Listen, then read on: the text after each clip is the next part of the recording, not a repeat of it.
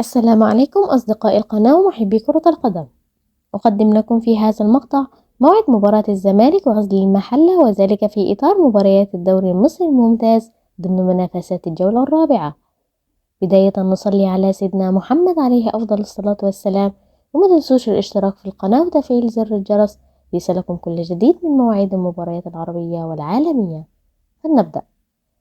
يدخل فريق نادي الزمالك المباراة وهو في المركز السابع برصيد 6 نقاط من أصل 3 مباريات، بينما يدخل فريق غزل المحلة المباراة وهو في المركز ال11 برصيد 4 نقاط من أصل 3 مباريات. تقام المباراة يوم الاثنين الموافق 2/12/2024.